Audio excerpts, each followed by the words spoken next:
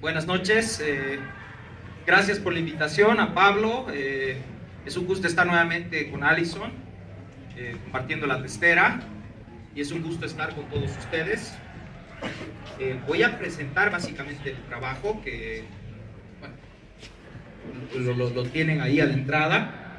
El resurgimiento y caída de la gente decente, un sendero en la formación de una clase etnia dominante en Bolivia, 1940-2003.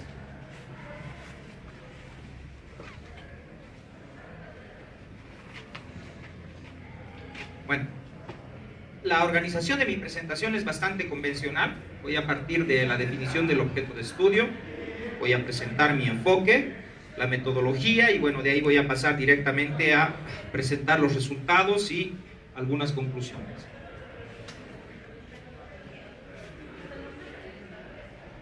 Bueno, en mi investigación parto de las propias formas de percepción y de clasificación del mundo que tienen los agentes sociales. En ese sentido voy a presentar algunos fragmentos de entrevistas que en realidad me muestran la forma en la cual los propios agentes sociales se definen a sí mismos y definen su mundo, y a partir de esa definición endógena yo voy a proponer una definición. Es decir, que forma parte de mi propia definición del objeto de estudio, las definiciones que realizan los propios agentes sociales. Es importante partir, un poco aclarar de dónde viene Ana María Romero de Campero, o en todo caso, ¿qué hace Ana María Romero de Campero? La ex defensora del pueblo, muchos de ustedes la conocieron en esta parte introductoria. En realidad, lo de gente decente surgió por primera vez, o al menos yo lo evoqué por primera vez en unas entrevistas que estaba haciendo sobre el conflicto de octubre del 2003, que ustedes ya conocen, tuvo como epicentro el Alto y el Altiplano Norte de La Paz. Ana María Romero de Campero fue protagonista en este movimiento de las clases medias, que el miércoles 15 irrumpió en la ciudad de La Paz pidiendo la renuncia de Gonzalo Sánchez Lozada. Esa investigación se realizaba en otro contexto, era básicamente mi tesis sobre el conflicto de octubre del 2003.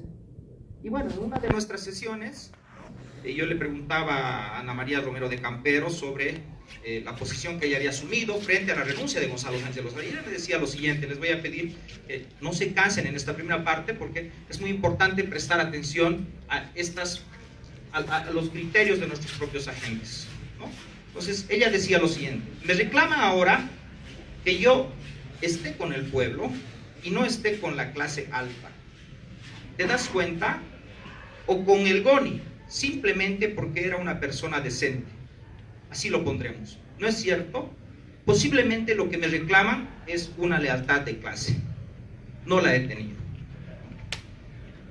Al indagar cuál era el significado que tenía para nuestra entrevistada la categoría de gente decente, porque ahí me pareció que efectivamente había una cuestión clave en la que uno tenía que profundizar, empezó a surgir que el grupo al cual ella se refería se había ido formando desde la década de los 30, 40, cuando ella había sido estudiante en el Colegio del Sagrado Corazón de Jesús, ¿no? Entonces voy a seguir el siguiente fragmento que un poco nos narra esta trayectoria y un poco nos da elementos sobre su propio entorno social. Dice así: por ejemplo, te digo así, de las que me torcieron la cara así definitivamente, una de ellas en un curso mayor, yo en un curso menor, la Pilar Campuzano.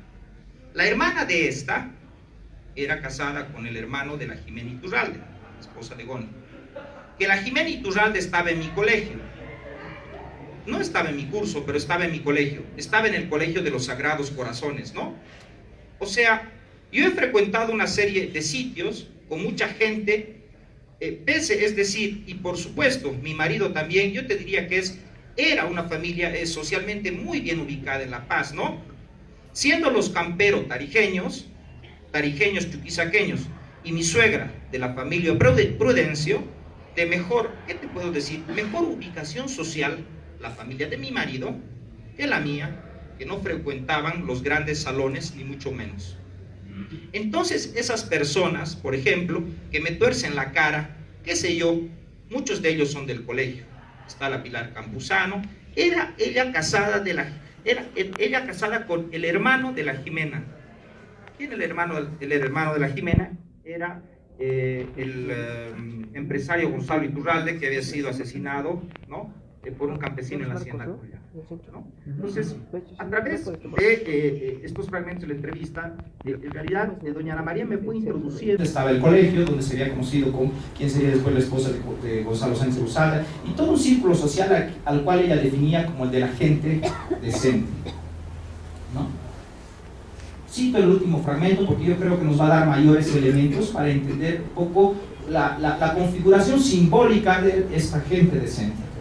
Ellos habrán pensado, refiriéndose a ella, no a Ana, ¿no es cierto? Que le ha tirado contra el Goni, está con los indios, y estos indios desgraciados que lo han matado a mi marido. Porque, ay no, entonces, doblada de cara. Pues es decir, se trataba de la gente decente, era un colectivo social contra cuyas fronteras sociales simbólicas, a la vez de incluir a estas personas, a quienes ellas denominan de clase alta, excluían a los indios desgraciados, como ella lo definió. Entonces, ¿qué era lo que revelaba esta categoría étnica de gente decente?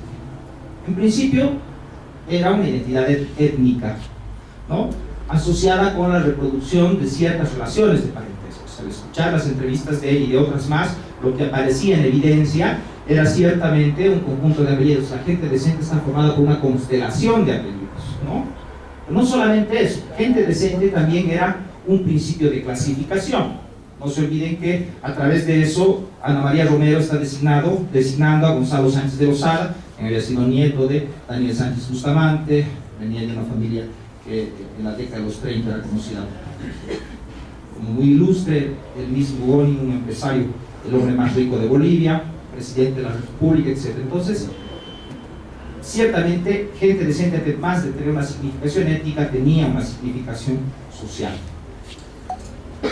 Gente decente también era un criterio de percepción y de apreciación, ¿no?, asimilado socialmente a lo largo de la trayectoria de los individuos, ¿no? Y esto es importante tomar en cuenta.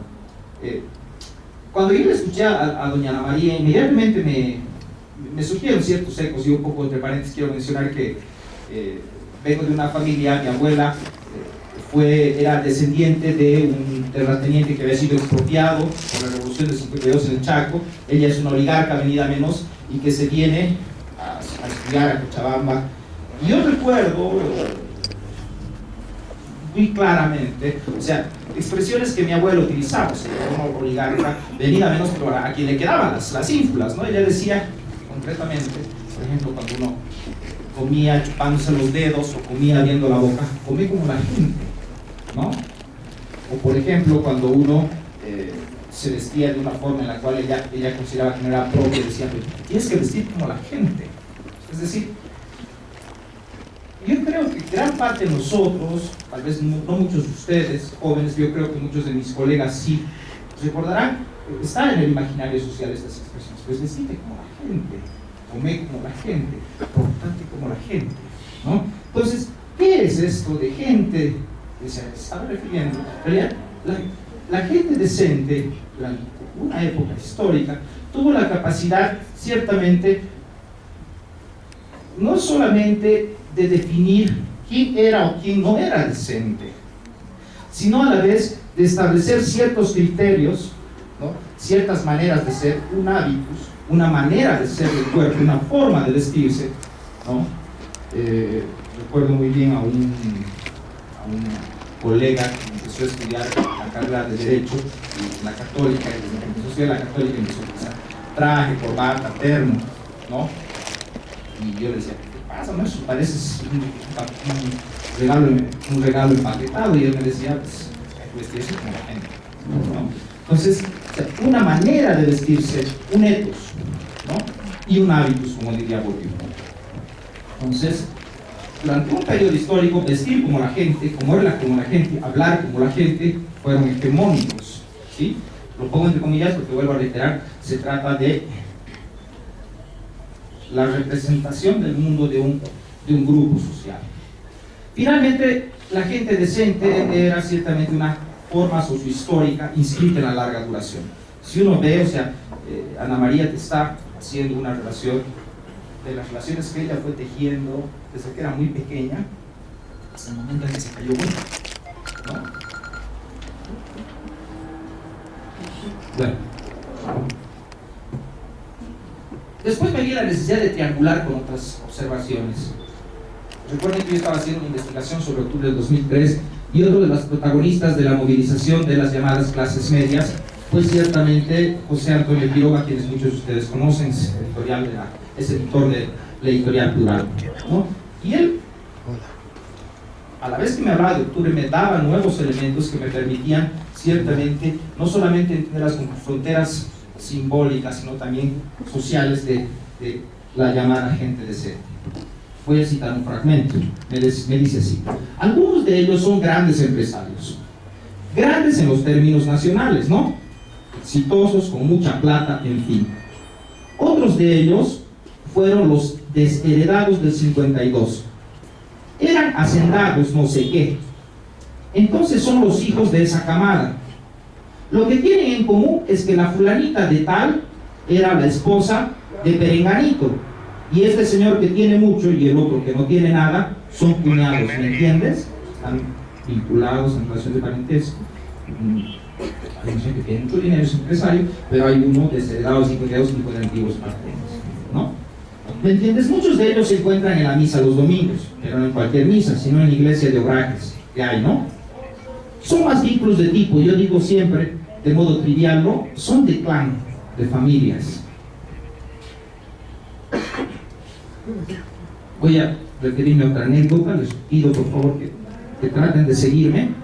Sigue siendo Antonio Quiroga, es la época en que él trabajó como subsecretario, o sea, era asesor, trabajaba en el Viceministerio de Cultura, era asesor y tuvo la oportunidad de participar en una reunión donde estaba Fernando Romero, entonces ministro de Desarrollo Sostenible, y en ese y en esa reunión era durante la época del gobierno de Gonzalo Sánchez Lozada, el primer gobierno de Gonzalo Sánchez Lozada, y dice así: un día, cuando yo era asesor del viceministro de Cultura, asistí en representación del viceministro a una reunión donde estaba todo el gabinete de desarrollo humano, de Fernando Romero. Ese sí es un bonista de pura cepa, ¿no? Empresario además. Él heredó las empresas del padre y las hizo crecer. Luego las liquidó toditas. Tiene una y es soyero ahora en Santa Cruz. Teníamos esa reunión y éramos, por decirte, 20 y tantas personas, 25 personas. Mientras uno hablaba y hacía un informe y tal, Fernando Romero iba haciendo en su cuaderno unos apuntes. Iba mirando a uno, miraba al otro. Yo me puse a mirar y me pregunté, ¿qué está haciendo este hombre, no? Y cuando terminó, él dijo, ya está, el dato dijo: es falso que el MNR sea la primera fuerza de este gobierno. El colegio alemán era la primera fuerza. ¿Te dice esto algo? Mira, de los 24 que están aquí, tenemos 18 ex alumnos del colegio alemán, ¿no? Pero solamente son 4 movimentistas. José Antonio Quiroga concluye: para mí fue una cuestión sociológicamente muy reveladora. Ahí ves tú las lealtades de casta, ¿no? Unas cuantas familias, ¿no es cierto?, que tengan mucha plata, muy poca, tienen unos vínculos a lo largo de generaciones tras generaciones, ¿no? Y sus hijos se han formado, los que tienen mucha plata y los que no tienen mucha plata pertenecen al mismo colegio, ¿no? Bueno, ahí tienes tú un sentido de pertenencia. Bueno, otra pista importante que en este caso se la debo a José Antonio Quiroga. Bueno, a partir de estos elementos yo ya tenía una definición preliminar del objeto, y que la triángulo con otra representación. En este caso se trata de un exsecretario de Gonzalo Sánchez Lozada, el leniano, viene justamente también uno de los que perteneció a la antigua oligarquía leniana, y me está un poco refiriendo a cuáles eran las recomendaciones que le daban a su familia para casarse, ¿no? Y él decía lo siguiente: ¿por qué no te casas con fulana Chávez, no? O con fulana Antelo, ya que tú eres de ese mismo tipo de apellidos. O sea, es decir, la cuestión del apellido, de fijarte el apellido y en función de eso buscar establecer ciertas alianzas matrimoniales, ¿no? Bueno, estos elementos que los fui triangulando a través de varias entrevistas me permitieron ver que la gente decente era una constelación social de familias simbólicamente unificadas por un imaginario en blanco mestizo, ¿no? Y cohesionadas en torno a instituciones como los colegios privados y la Iglesia Católica. O sea, una primera definición de mi objeto, pues, o sea, la gente decente era una etnia blanco mestiza. Pero no solamente era eso. Si ustedes ven, o sea, todas estas enunciaciones, tanto los enunciantes como los enunciados, cuando vemos a los enunciantes y a los enunciados, vemos que quienes ocupan la centralidad dentro de esta constelación social son prominentes empresarios.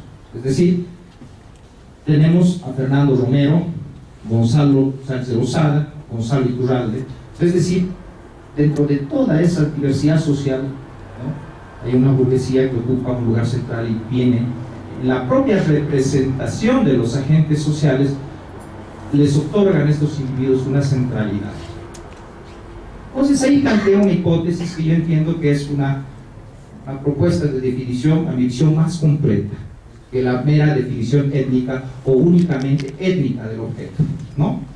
La gente decente es una constelación social, dice la hipótesis, donde una burguesía blanco-mestiza ejerce su hegemonía cultural sobre una diversidad de capas sociales.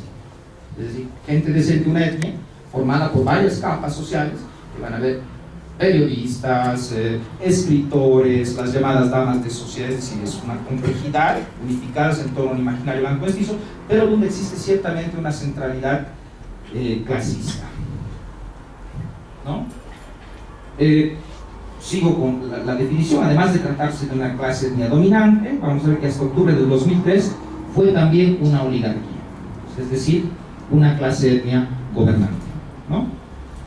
Por tanto, esto plantea otra hipótesis, o sea, que lo que se cayó en octubre del 2003 fue el gobierno de la gente decente, ¿sí?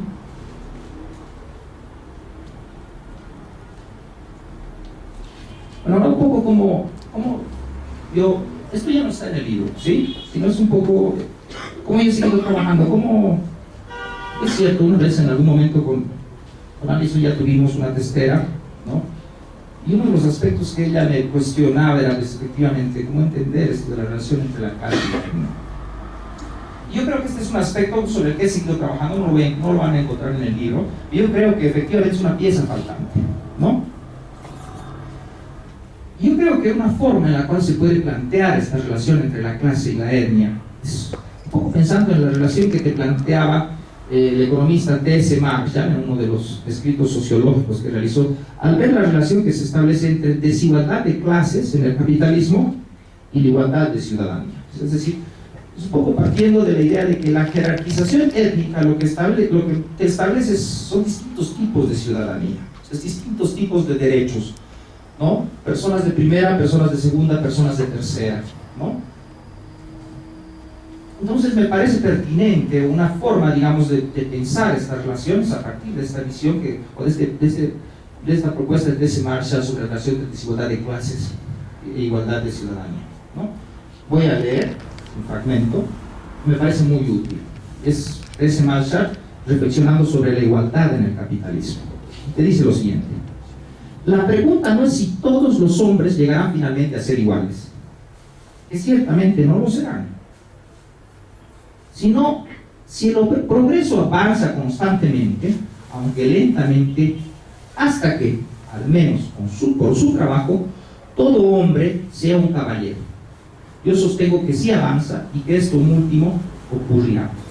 Importante entender esto, o sea, porque en realidad, entonces, en su contexto inglés está pensando atribuirle a la categoría de caballero, ¿no?, una significación de dignidad social, es decir, y muy bien, te dice Marshall, vivimos en una sociedad desigual, material, socialmente, pero el asunto está en que finalmente se trata de que a pesar de esa desigualdad, las personas finalmente en esta situación logren generar un cierto progreso material y social que de alguna manera les permite en un determinado momento llegar a ser reconocidos en su dignidad personal.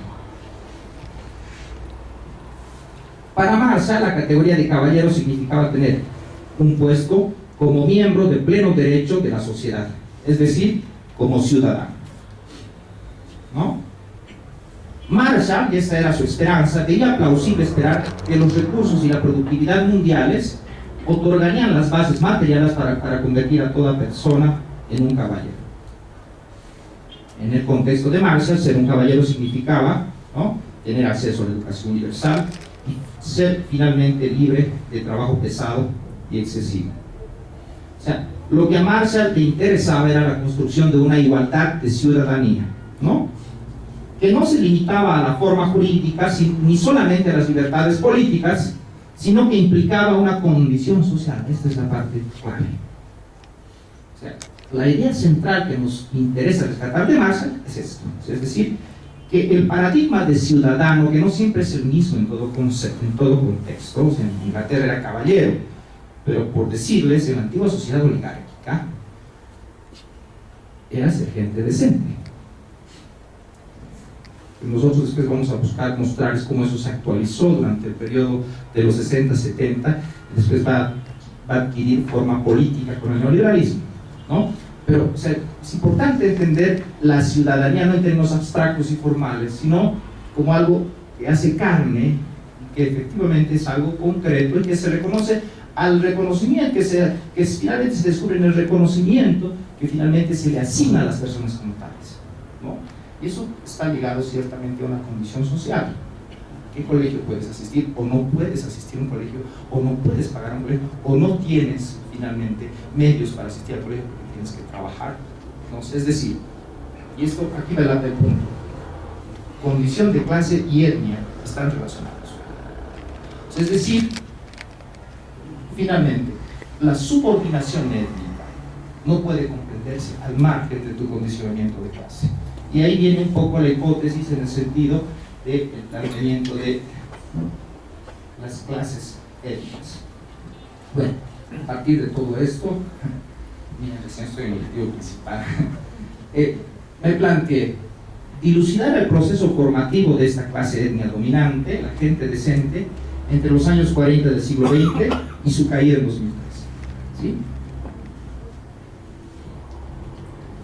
¿Por qué los años 40? Pues, efectivamente, las entrevistas, cuando yo voy, o sea, voy a ver aquí un poco, digo, en realidad me estoy adelantando un cuadro más, van a ver, o sea, una principal metodología que he utilizado es la reconstrucción de trayectorias sociales en base a la técnica de la entrevista en profundidad. Y bueno, la mayor parte de esas personas vivieron, o sus vidas comenzaron básicamente, o sus antecedentes familiares, perdón, llegan hasta o sea, empiezan en los años 40 del siglo XX, con sus familiares, sus ancestros, entonces empiezo desde ahí, ¿ya? Bueno, el enfoque es sociohistórico, ¿no? Está aquí un pasaje conocido de Thompson, a quienes ustedes ya conocen, donde te muestra que la clase cobra existencia cuando algunos hombres les resulta de sus experiencias comunes, cierten y articulan la identidad de sus intereses, a la vez comunes a ellos mismos y frente a otros hombres cuyos intereses son distintos a los suyos, ¿no? Es decir, la identidad es central en el concepto de clase de Thompson, ¿no? Y aquí abajito, si ustedes ven, o sea, él te da las pautas, o tú ya para escoger, a mí me da las pautas para escoger mi metodología. Dice, si observamos las vidas de las personas a través de un largo periodo de cambio social, encontraremos patrones en sus prácticas, sus ideas, sus relaciones, sus instituciones. Eso es lo que yo me he propuesto hacer, es decir, ver las trayectorias sociales de las vidas. En este caso me he centrado en los ministros del periodo neoliberal, principalmente, ¿no? Y ver sus trayectorias sociales y tratar de encontrar lo que Thompson te recomienda, ¿no? Patrones en sus prácticas, sus ideas, sus relaciones, sus instituciones.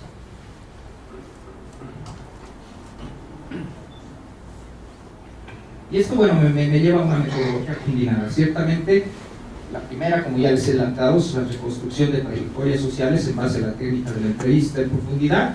Me he centrado en 20 exministros del llamado periodo neoliberal, ¿no? Debo decir que en promedio son como 6 horas de entrevistas que he realizado a cada uno. Por supuesto, visitarlos varias veces, es decir, a veces media hora, a veces 1 hora y media. para hacer entrevistas en profundidad y tratar de hacer una reconstrucción de su propia trayectoria social, ¿no? Pero bueno, no me he quedado solo eso, o sea, hay periodos, sobre todo en el antiguo mundo oligárquico, donde me he visto en la necesidad de, para hacer una reconstrucción de la representación, por ejemplo, de la gente decente, he escarbado en las novelas del indigenismo realista, ¿no? He visto en Arguedas, he visto en Lara, ¿no? Para tratar de ver el dentro y el afuera de la gente decente, ¿no? También he hecho un análisis de contenido de los discursos y de fragmentos de los intelectuales del MNR, post-52. Y esto, bueno, he triangulado con trabajos históricos, o sea, para citar no solamente las trayectorias en contexto histórico, ¿no?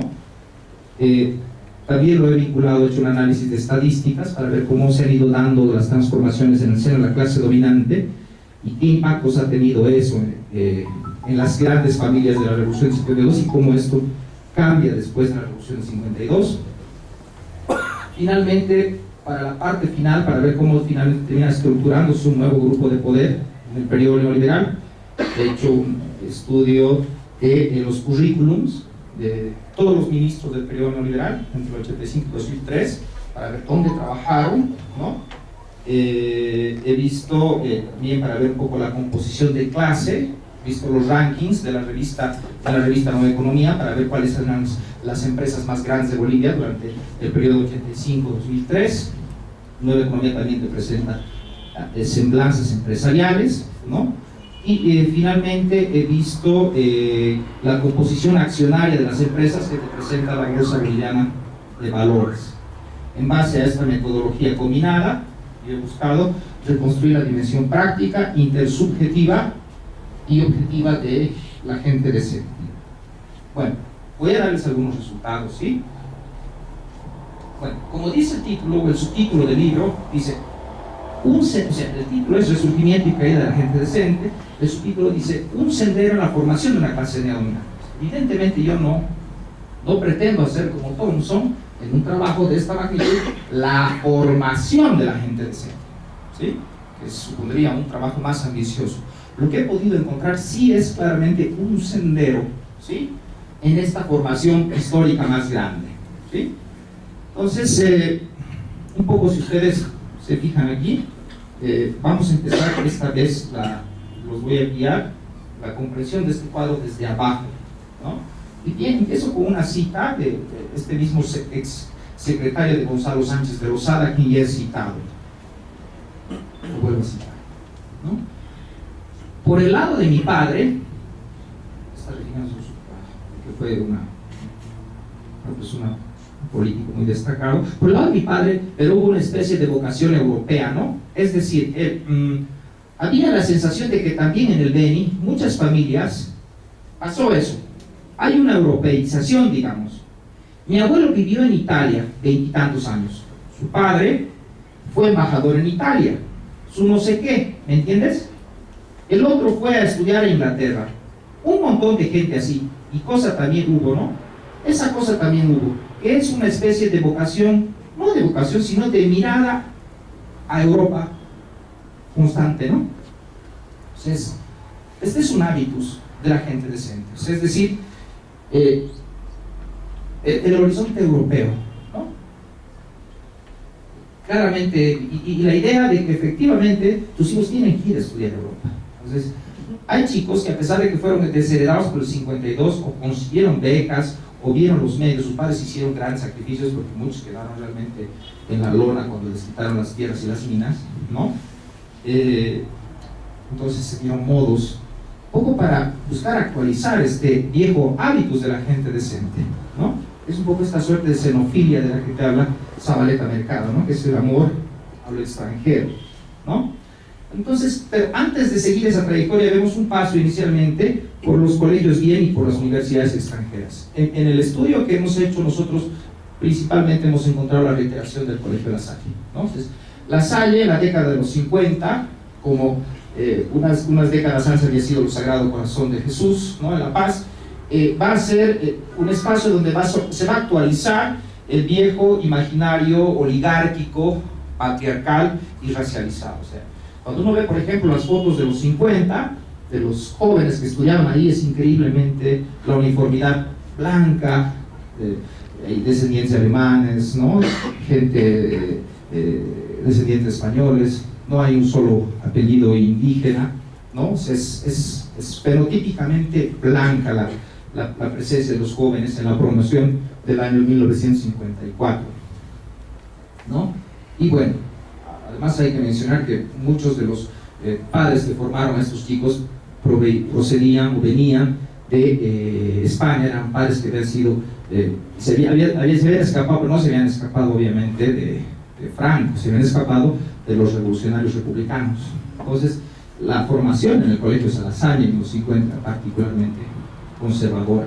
Va a ser un espacio donde se van a actualizar, es interesante eso, o sea, la revolución del 52, como decía un eximio benerrista, va a declararse una revolución económica, pero no fue una revolución social. Y las escuelas privadas particularmente van a ser un espacio donde se va a actualizar el antiguo hábitus oligárquico, patriarcal y racializado. Bueno, estas personas, como les digo, en su generalidad, salvo 2 ministros, fueron a estudiar al extranjero, ¿no? Algunos de ellos tuvieron éxito como empresarios, otros como profesionales, ¿no? Y se integran durante la década de los 60 y los 70 durante las dictaduras militares de derecha. Es fundamentalmente la dictadura de Barrientos y después la dictadura de Banzer la que los cobija en su seno, y ahí es donde empiezan a convertirse en cuadros de una nueva burguesía. Es interesante ver que la minería mediana va a promover ciertamente la formación, o sea, el gobierno de Banzer, primero de Barrientos, van a promover la formación de eso que José Manuel de la Cueva va a llamar una oligarquía comercial financiera. Es decir, la paz se va a convertir, ¿no? O va a crecer, y sobre todo la presencia de los mineros medianos, ¿no? En esa época va a ser bastante relevante, ¿no? Bueno, a la vez que trabajan durante las dictaduras militares, van a ingresar a trabajar en las agencias de crédito y de cooperación extranjeros. Es el Estado va a hacer un puente que les va a permitir ir más allá. Si uno no entiende este antecedente de las dictaduras militares, ciertamente uno no puede entender la configuración de la nueva estructura del poder durante el periodo neoliberal.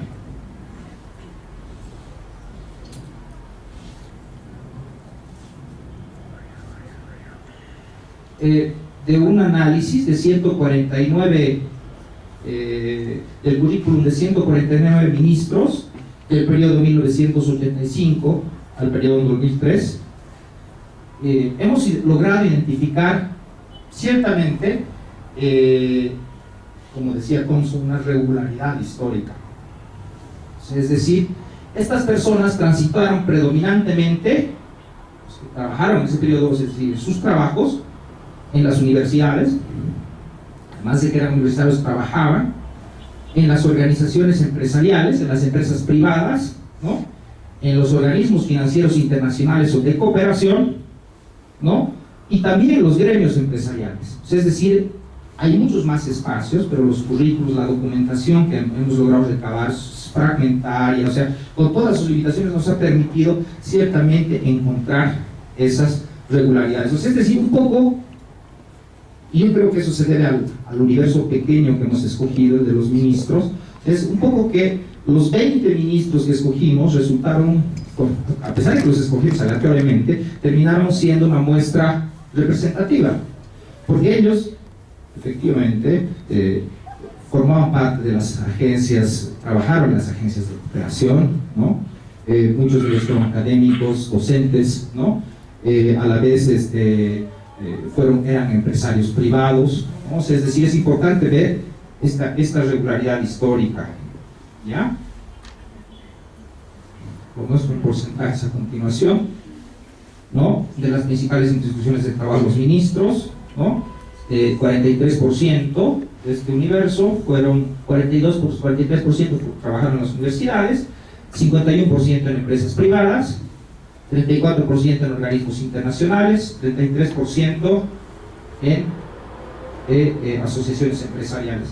Solamente 27 están fuera de esto, ¿no? De los que he logrado encontrar. Entonces, claro, es un proceso, es decir, durante las dictaduras militares se van estableciendo de derecha, se van estableciendo vínculos con las empresas extranjeras, pero a la vez vínculos con las agencias de cooperación. Recuerden que la época de Banzer es un periodo donde la deuda externa crece tremendamente, y es a la vez donde efectivamente el gobierno establece una disciplina, una vinculación más estrecha, ¿no?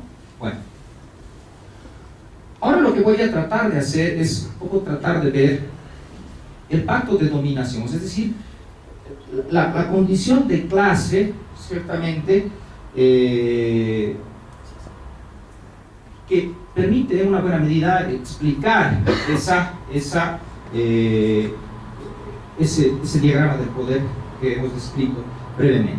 Entonces, ¿qué es lo que yo he hecho? Y aquí les muestro solamente un cuadro. En los anexos del libro hay muchos de estos cuadros. He utilizado los rankings de la revista Nueva Economía, ¿no? Siempre hacía mensualmente el ranking de los más grandes vendedores, los más grandes exportadores, las empresas más grandes en términos de patrimonio, de valores, y eso me ha permitido identificar a lo que podríamos llamar las capas dominantes de la burguesía, ¿sí? ¿Y qué es lo que encontramos? ¿No? Ciertamente, después de las políticas de privatización de los 90, en el año 2001, se va a posicionar en los rankings, en los primeros lugares, una burguesía que se instala en el sector servicios, de las telecomunicaciones, que se mete en la luz, ¿no? Capitalizadas en servicios. Pero hay un aspecto destacable, es cada vez adquiere más fuerza y preeminencia el sector de la agroindustria cruceña, ¿no? Eso es muy importante, ¿no? Es un sector que cada vez adquiere mayor preeminencia. Las manufacturas de La Paz, por el contrario, tienen que caer, ¿no? El sector bancario es un sector que repuntó bastante.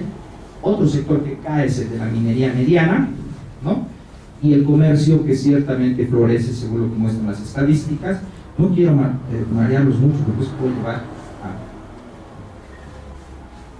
a ver, esto sí, pues les voy a pedir que me crean, por favor. ¿Ya? O sea, pero ¿qué es importante acá? O sea, esto nos muestra la evolución de la superficie sembrada con soya según nacionalidad del productor del periodo, entre el periodo 1980 y 2002. Y aquí es importante de este cuadro, o sea, nos muestra sobre todo cómo, a pesar del proceso de transnacionalización de la economía que se vivió en los 90, ¿no? La burguesía cruceña tuvo un peso muy importante, ¿sí? O sea, es decir, les menciono solamente algunos datos, ¿no?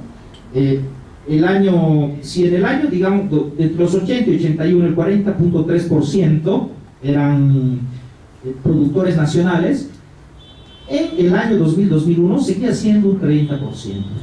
Fue creciendo el sector de los brasileros, sobre todo, ¿no? Que va a llegar a alcanzar una presencia bastante importante, va a llegar al 30.7%.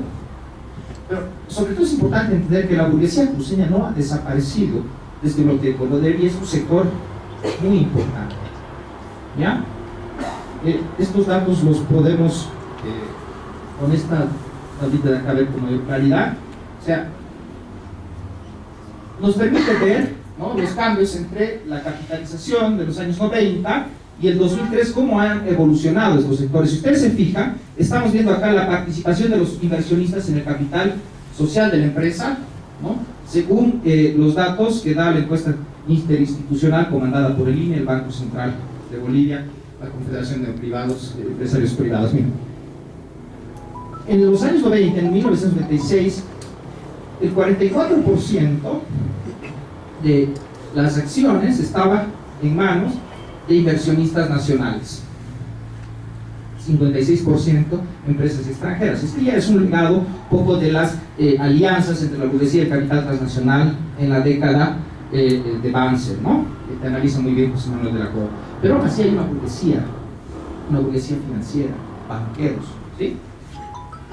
Por el contrario, miren la minería. O sea, es interesante ver esto, o sea, porque en realidad la minería mediana como fracción de clase desaparece después de los 80, los 90, las reformas del prácticamente hasta el 2003. Miren, el 94% del capital social está en manos de empresarios mineros medianos, de empresas transnacionales, y un minúsculo 6% en empresarios locales. A veces vamos a ver cuáles son las implicaciones de esto. Síganme, por favor, porque después tenemos que ver qué impacto tiene esto en la configuración étnica y por qué la cuestión de ver el interplay entre clase y etnia empieza a entrar. ¿Ya? Hidrocarburos, bueno, 100% era terreno de las empresas transnacionales el año 2003.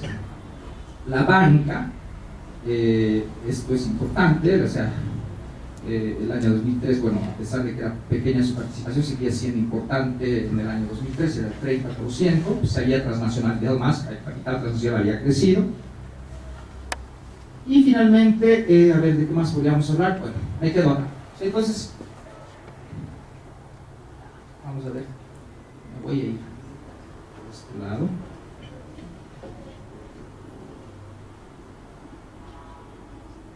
Después voy a hablar sobre esto.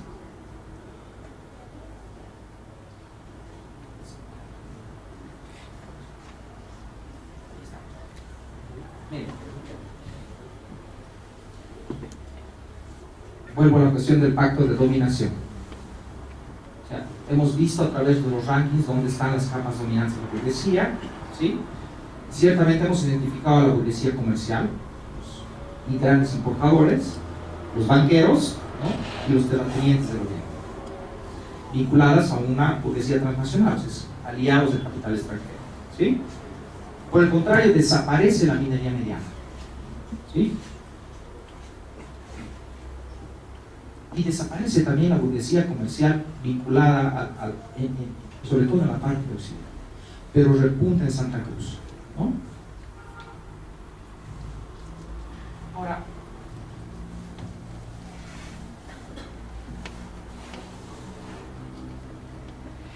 estamos hablando de una transformación de la base material de lo que fue la gente decente. Es decir, el fulgor que alcanzó la minería mediana en los 70, 60, 70, el sector comercial vinculado a la actividad minera en Occidente, ¿no? Prácticamente cae con la crisis de los 80, y las estadísticas demuestran que ha desaparecido prácticamente la burguesía minera mediana. El último fue Gonzalo Sánchez Lozada, terminó vendiendo su mina cuando lo expulsaron del país, y prácticamente dejó de haber burguesía nacional o burguesía local boliviana, ¿sí?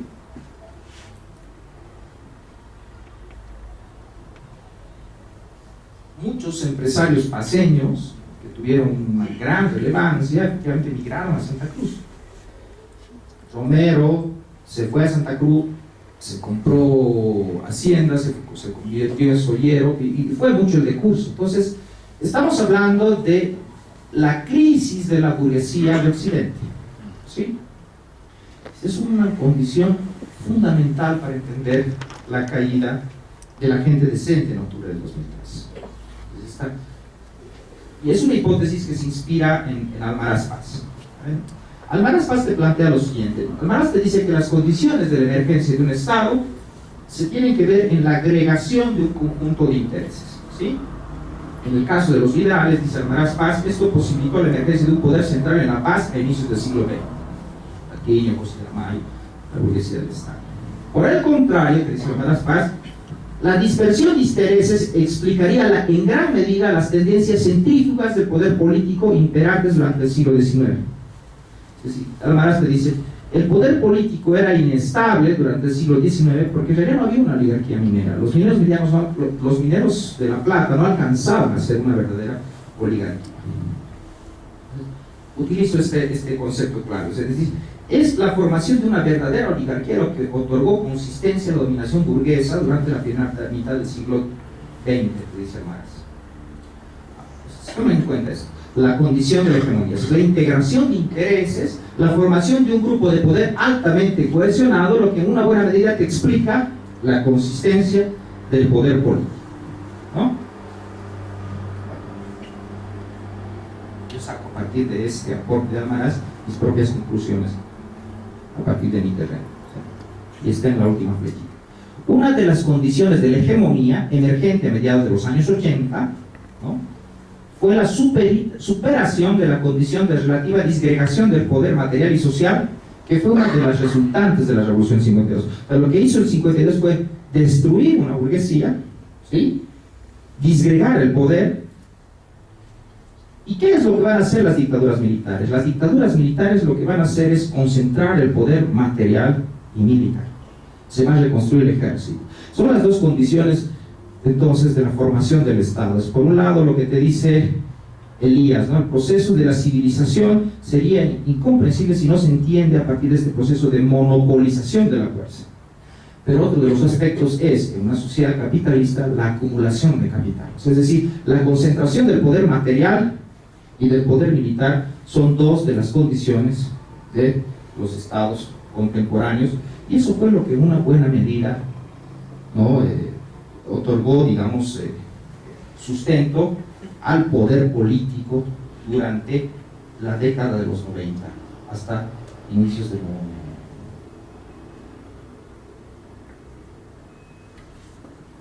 En sociedades capitalistas es la dispersión del poder de clase, no su concentración, lo que posibilita las crisis.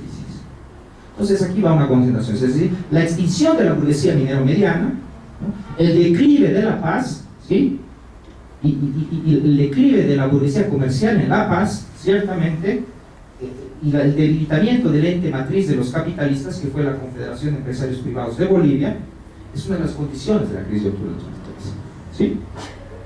Por el contrario, en Oriente, ¿sí?, pervive una burguesía comercial financiera, articulada en una robusta red de instituciones, la CAO, la CALINCO, el Comité Cívico, dirigido por la burguesía cruceña. Y esto es lo que en una buena medida explica que Gonzalo Sánchez Lozada, cuando ya no pudo sostener el poder acá, pensó como una alternativa irse a gobernar a Santa Cruz. No lo hizo porque tenía miedo de que, bueno, se desate una guerra civil. Volvemos un poco al principio. ¿Qué efectos tiene esto en la etnia? Es decir, ¿cómo es esta relación que se establece entre la clase y la etnia? En Santa Cruz tienes tú una gente bien, y coleando y claramente estructurado. Ustedes tienen que ver, a los jóvenes sobre todo, busquen en el YouTube un programa que ha hecho Morgan Freeman en HBO que se llama La Gente Bien, y es una entrevista que él hace a chicos que representan a los hijitos de la burguesía cruceña. Es interesante ver los criterios étnicos. Allá la gente bien está claramente estructurada, y eso tiene como una de sus condiciones ciertamente posibilidad de la estructura que tiene esa burguesía, ¿sí? Por el contrario, la gente decente es una clase etnia en decadencia. Ustedes han visto la película Zona Sur, me imagino. Eso claramente te muestra cómo efectivamente te muestra a la gente, a la decadencia de la gente decente, ¿no?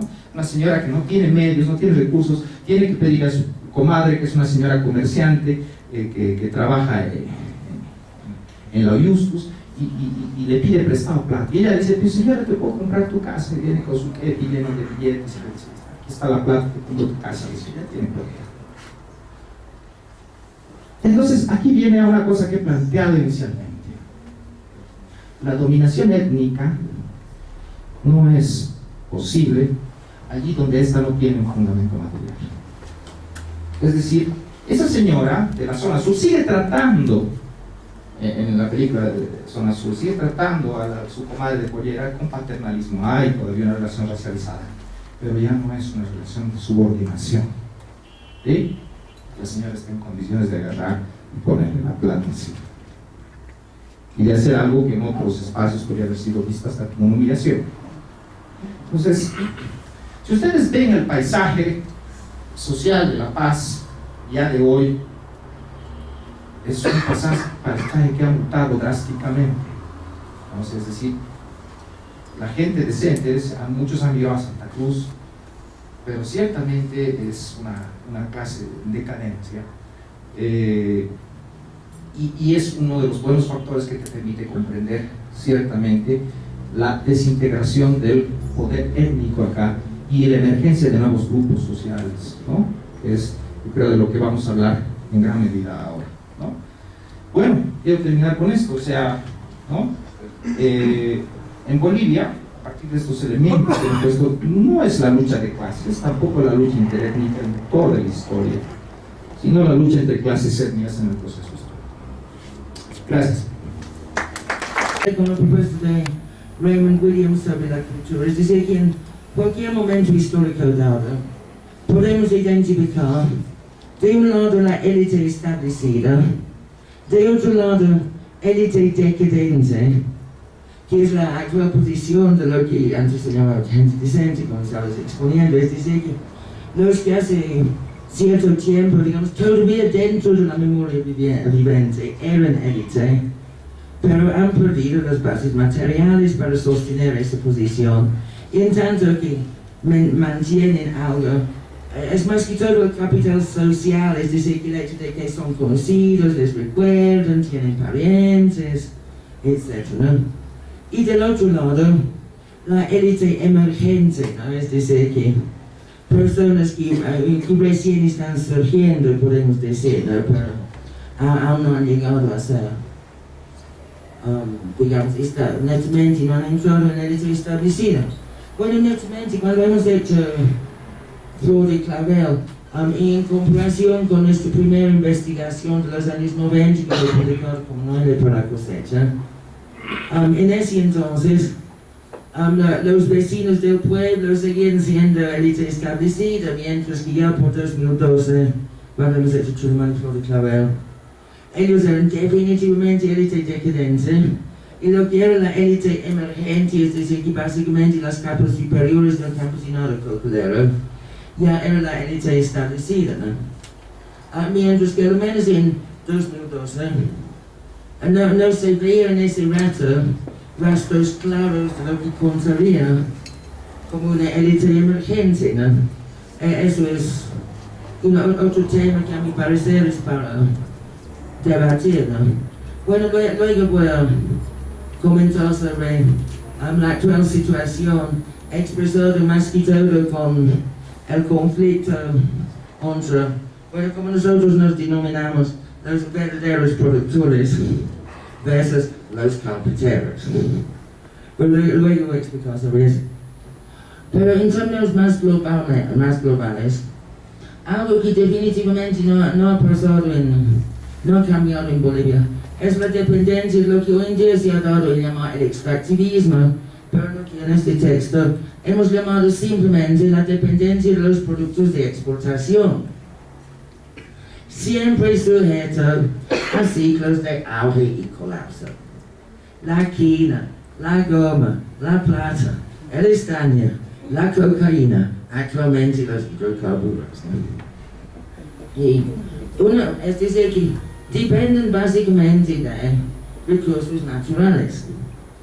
Y uno de los factores es que el recurso natural en cuestión nunca se encuentra en la misma región geográfica que el recurso natural que era base del anterior ciclo, ¿no ves? La goma, el estaño no está donde estaba la goma, y así sucesivamente. Eso creo que tiene que ver con lo que estabas mencionando, ¿no ves? Con los cambios regionales o geográficos. Yo y Denisano también hemos relacionado con, podemos decir, el bajo nivel de capital cultural en general de las élites bolivianas, porque básicamente depende de la pura suerte, ¿no ves? Al fin, Patiño encontró su mina, ¿cómo se llamaba? La Salvadora, creo, algo así, ¿no ves? De pura suerte, ¿no ves? Él no hizo nada para que existiera. Simplemente está plantando por ahí, ups, mira que había habido. Una vez, lo mismo con los árboles de goma, ¿no es cierto? Ups, hoy habían estado en la selva y así sucesivamente. O sea que no da la impresión de que tienes que estudiar, saber, investigar, nada, ¿no?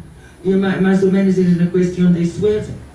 Y aparte de eso, estos auges nunca no duran. Bueno, generalmente no duran más que una generación, podemos decir. 25 años. Máximo 2 generaciones, 40 o 50 años. No duran más y después se pasa al siguiente ciclo, ¿no? Es otra cuestión, la relación entre otra, una élite, el otro élite. Igual es una de las hipótesis que hemos propuesto, lo que yo llamo el yernismo. Quiere decir que básicamente las hijas de la élite decadente se casan con los miembros de la élite establecida o posiblemente emergente, más o menos haciendo un intercambio del capital social y el capital cultural en tanto que lo tienen de los primeros con el capital económico de los segundos. Y digamos, obviamente, el yerno tiene el dinero y casi la esposa, mira, no pongas esa corbata, es orientosa. Sí, yo te compro un terno así, decente, ¿no? Porque vas a reuniones de alto nivel. Así se usa, esos son los cubiertos que se utilizan en las cenas de gala, de románticas, lo que fuera, etc. Y no para que no. Pero como digo, esos son así, diversos aspectos que se podría seguir indagando, ¿no? Y definitivamente todos los aspectos de parentesco, ¿no? Que hay mucho más que estudiar. Y además, esa obsesión con los apellidos, igual eso es parte de la representación, pero como solo se transmiten en línea patrilineal, obfusca o oculta el rol del parentesco afín y las líneas maternas, que netamente sería algo también ofuscado por el yernismo. Y para eso sí o sí tienes que hacer los estudios genealógicos para saber realmente quién ha sido el concuñado de quién. Incluso puede ser importante el rol del parentesco ritual, es decir, quién es compadre, quién es ahijado de quién, ¿no? Y eso sí es algo que solo si conoces muy de cerca los grupos sociales en cuestión llegas a saber exactamente eso. Aunque sin embargo creo que puede tener mucha importancia, pero es algo que no es visible en el mismo nivel que el apellido, ¿no? Entonces igualmente eso es parte de la representación, pero hay que, digamos, escarbar más adentro.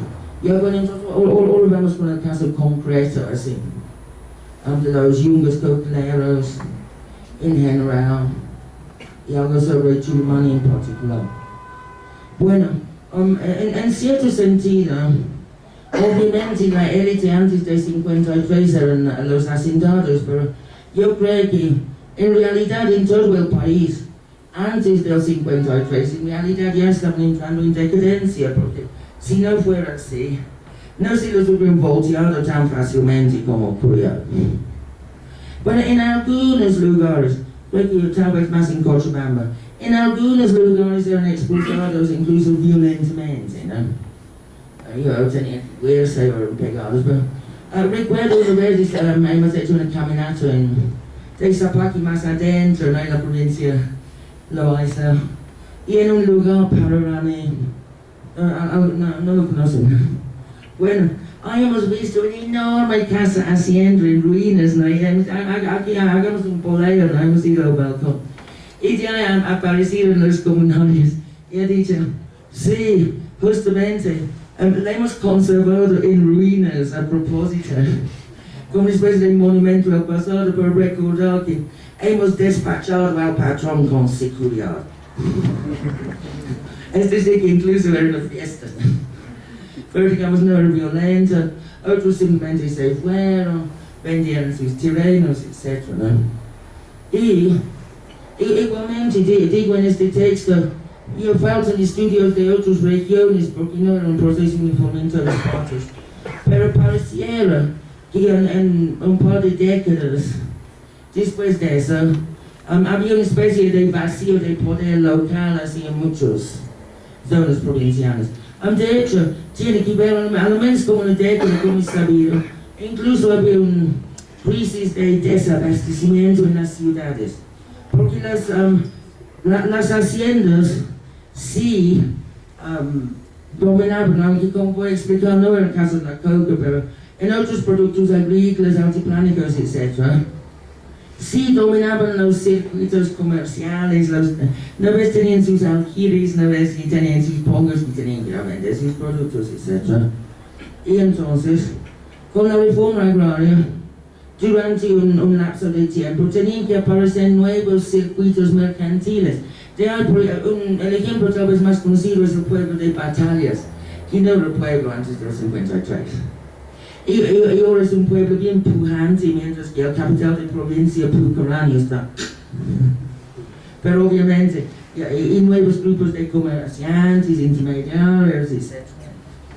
Pero, en el caso de la coca, lo que hemos identificado ya en el primer Calçatun Coca, ¿no?, que fue publicado en 2004, un largo proceso estructural, según Herbert Klein, en 1786, 55% de la coca que salió al mercado era producido en las haciendas en la gleba, ¿no?, es decir, que en los terrenos que la misma hacienda hacía trabajar.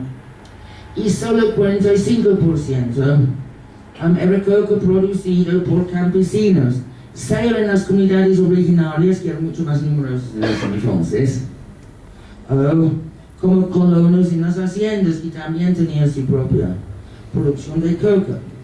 Porque en ese entonces se llamaba coca mercadera y coca gatera, ¿no? Creo que la coca gatera era las haciendas. En 1902, eso según María Luisa Sux, ya se llamaba coca de hacienda y coca de rescate. Coca de rescate era de los campesinos.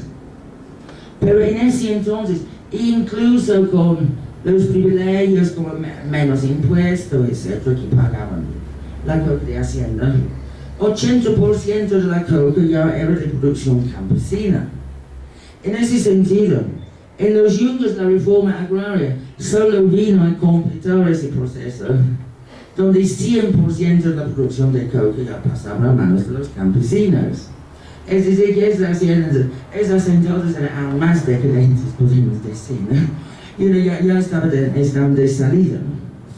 Bueno, eso brevemente por las condiciones muy particulares de la coca, más que todo por la intensa demanda de mano de obra que tienen, es el principal insumo en la producción de la coca, que lo hace excepcionalmente rentable para productores campesinos que trabajan con mano de obra impaga. Y no así para un tipo de agricultura capitalista, con mano de obra exclusivamente asalariada. Que no quiere decir que no hay, sí lo hay, un rol muy importante de mano de obra asalariada en la cosecha, pero bueno, no en Calçatun, como están diciendo, es cuestión en particular. Pero entonces, ya después del 53, 100% de la producción de coca estaba en manos campesinas. Y luego, la siguiente etapa era incursionar en el rescate y el comercio, ¿no? Bueno, antes eran vecinos del pueblo, había una época, un par de décadas, donde les conocían como humaleños, porque ha debido haber un grupo notable así que venían del pueblo de Humala, ¿no ves?, en provincia de Roma. Pero de ahí empezaban a surgir más y más. Bueno, hoy en día antes los decían rescatiles, hoy en día les llaman negociantes, que son campesinos que compran la coca y lo llevan hasta la parte. En ahí es absolutamente central la fundación de Adit Coca, porque antes se lo vendían a los agencieros en el Gran Poder. Pero desde los años 80 que se ha fundado Adit Coca, ahora sí o sí necesitas el carnet de productor de coca para realizar ese eslabón comercial, que es llevar la coca desde los yungas hasta la ciudad de La Paz. Y para eso tienes que ser afiliado a una comunidad campesina, a un sindicato agrario. Luego, la siguiente etapa era en 2006, que es cuando ha salido el reglamento de comercialización, su actual versión. En ese entonces era solo una resolución ministerial. Ahora es reglamento de la ley 906. Pero ahí es donde ha aparecido la figura de productor con carpeta de Italia. Siempre había lo que los yungueños llamamos detallistas, y son en otras regiones más conocidos como cocanes. Es decir, los comerciantes que tenían una licencia para comercializar coca en el interior del país. Y eso sigue existiendo, pero luego surgieron los productores con carpeta de detalle, que quiere decir, siendo socio de coca podías conseguir también una licencia. Pero en primer lugar dependía de vos que tenías que ir a Yapacaní, o Villazón, o Cuatro Cañadas, Chayapata, etc. Y procurar de la alcaldía local la licencia, ellos dan la licencia para tener la puesta de venta, pero con eso ya sacabas tu carpeta. Inicialmente podías llevar 6 taquis es un bulto de 50 libras al mes, luego 8, actualmente es 10, ¿no? Bueno, los detallistas, no cocaleros siempre tenían licencia para 10 o recién igualado, etc., ¿no? Entonces, esto es lo que en el nuevo casachón, bueno, es con signos de interrogación, pero digo, culminación y quiebre de un proyecto de clase. Porque lo que les acabo de recontar, para mí definitivamente es un proyecto estructural de clase y además de larga data. Como digo, ¿no? Ya podemos rastrearlo al menos desde el siglo XVIII. ¿Qué quiere decir? Es definitivamente estructural. Y no es un grupo de personas que han decidido hacerlo, porque como digo, primero hacerse de la producción de coca y luego ir ascendiendo los eslabones de la cadena de comercialización, que como digo, antes de 2006, los campesinos yungueños lo controlaban hasta la ciudad de La Paz y luego incursionaban en el, como digo, en el interior, en el resto del país. Pero en realidad, campesinos ya sería una expresión entre comillas, porque de hecho es posible combinar el trabajo agrícola en tus cocales durante la semana, mientras tanto rescatas coca, más que todo en las ferias de fin de semana. El domingo es cuando hay una enorme salida de coca de los yungas. Y lunes en la mañana, no sé si no conocen, vale la pena ir a dar una vuelta por ahí de coca algunos lunes a las 6 de la mañana, si van a comprar. Es una enorme confluencia de vendedores y compradores así de coca. Entonces, de ahí lo puedes vender y después ya la misma tarde puedes volver y seguir con tus trabajos agrícolas. Pero para vender la coca en el interior, a lo menos si vas a detallar y detallar de veras, es decir, que vender por libros, etc., ¿no? Una semana o más, ¿no? Como más o menos medio mes con el viaje, el tiempo para vender, volver, etc. Ya tienes que estar fuera de su cocal, es decir, que básicamente es un proceso de descampesinización. Y es más, muchas personas optaron para esas carpetas que ya no eran campesinos, pero sí eran oriundos de una comunidad, es decir, que incluso para ser negociante tenías que afiliarte a una comunidad. Y teóricamente debes tener un terreno. También deberías tener un cocal, pero las comunidades varían mucho en qué tan estrictos son o han sido en esas exigencias. De hecho, yo estoy afiliado en una de las 12 comunidades que conforman la Central Agraria San Bartolomé, y son los netamente alrededor del pueblo de Chulumani. Mi comunidad, Apapa, es probablemente la más campesina, una de las más campesinas de todos, ¿no? Otros, en particular las comunidades originarias alrededor del pueblo, bueno, desde hace años, como la comunidad de Cuchumpaya, en los padrones republicanos de la primera mitad del siglo XIX, había varias personas empadronadas en las comunidades que decían español por la posesión. Bueno, quiere decir que, se daba, de los otros no les ponían etiqueta etnia, porque más bien, si estabas empadronado en una comunidad, eres indio por definición, más o menos. Yo dudo que esas personas sean españoles en cualquier sentido, digamos, literal o verdadero de la palabra, no creo que eran chapitones.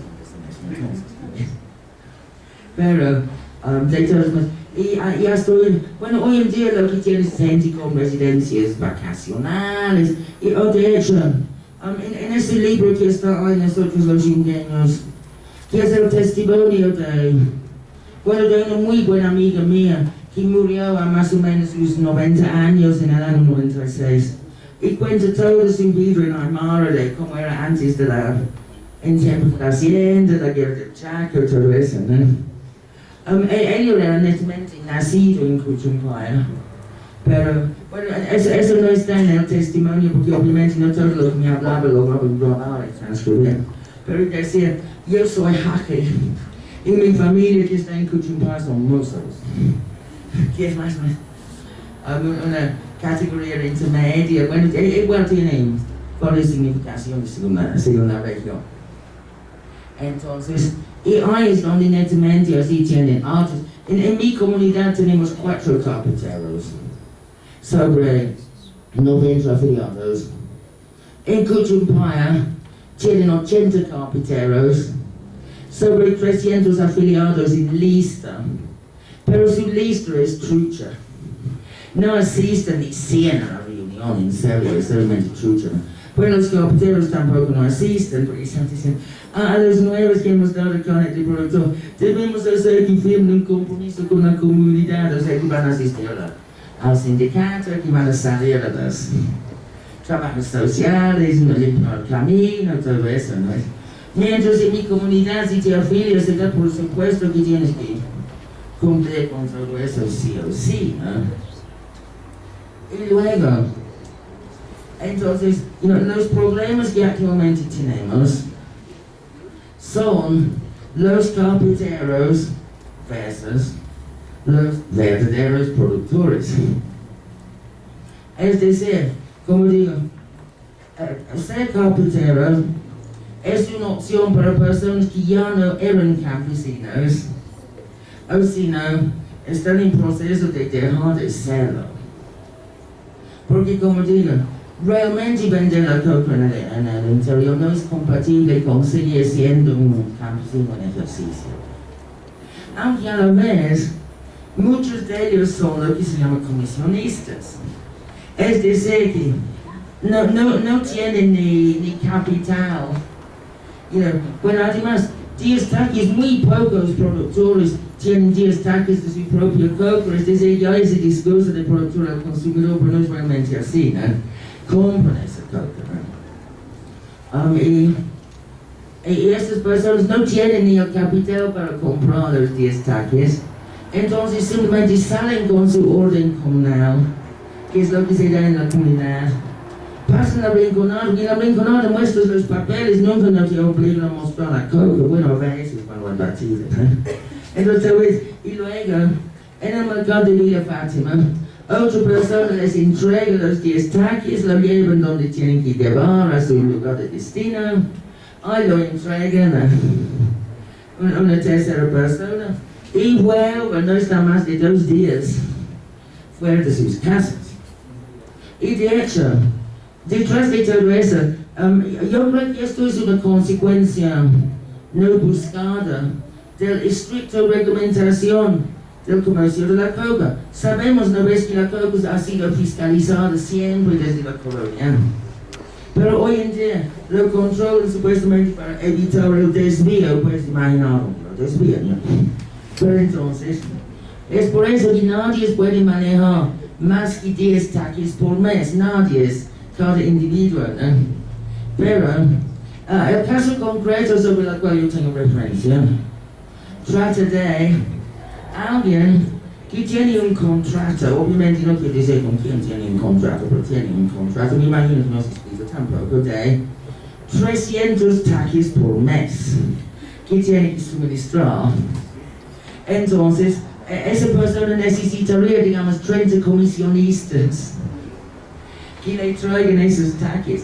Pero quiere decir que ese comprador al por mayor, el hecho de que tiene que ser fraccionado entre 30 personas con diferentes nombres, quiere decir que ese comprador al por mayor, que es obvio para qué lo está comprando, puede invisibilizarse, mientras que si fuera como la papa o soya que puedes llevar cualquier cantidad, de repente sería más evidente y sería más fácil que primero narcotráfico. Pero eso te pasa, ¿no? Pero entonces, netamente, la actual trifulca con el gobierno ha empezado con eso de la ley 906, ¿no? Y los chingueños no estábamos muy de acuerdo con la formulación de esa ley. Y después de eso, en junio, la ley salió en febrero de 2017, ¿no? En junio de 2017, apareció de la nada una organización llamada CONAPROD-C, ¿no? Confederación Nacional de Productores al detalle de coca, ¿no? CONAPROD-C. Que se formó en Arapata, que no casualmente es uno de los regionales que más número de cocateros tienen, ¿no? Dicen que en sus comunidades, casi todas las comunidades, la mayoría de los afiliados son carpinteros. Y luego, ¿qué era su excusa? Bueno, decían, de coca no nos defiende, no tienes un problema en Villazón, te decomisan la coca, la alcaldía te jode, qué cosa. Y iban a de coca y dicen, no, no vas a dar solución a tu problema. Supongo porque de coca solo es el departamento de La Paz, que por eso se llama nacional. Les vamos a defender los 9 departamentos. Y además dicen, nos cobran dinero en de coca, que no venden cuentas.